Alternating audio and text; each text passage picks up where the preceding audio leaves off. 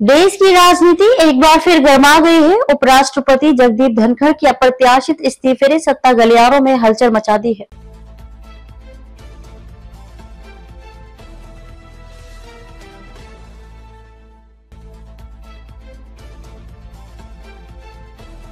जिस तरह उन्होंने राज्यसभा में न्यायमूर्ति यशवंत वर्मा के खिलाफ विपक्ष का महाभियोग प्रस्ताव स्वीकार किया, उससे सरकार असहज हुई।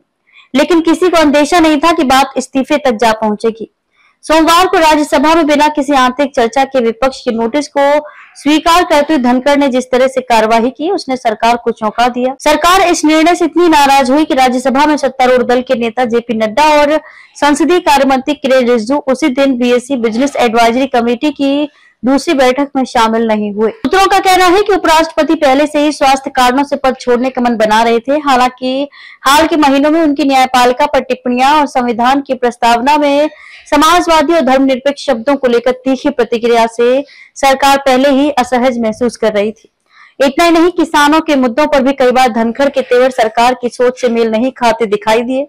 बावजूद इसके सत्ता पक्ष की ओर से उन्हें कभी पद छोड़ने का सुझाव नहीं दिया गया।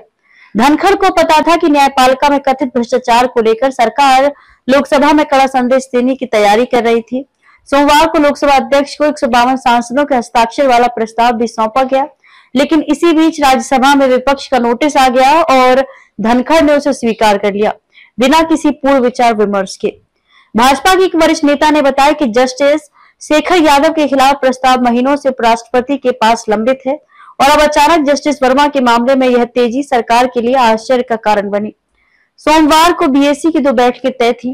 पहली बैठक में कोई नतीजा न निकलने के कारण दूसरी बैठक शाम 4:30 बजे रखी गई, लेकिन इससे ठीक पहले करीब 4 बजे धनखड़ ने राज्यसभा में विपक्ष का नोटिस स्वीकार कर लिया। इसके बाद नड्डा और रिजिजू बैठक में नजर नहीं आए।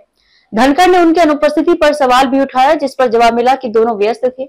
मंगलवार को धनखड़ ने सोशल मीडिया के जरिए अपना इस्तीफा सार्वजनिक किया, जिसने अटकलों को और हवा दी।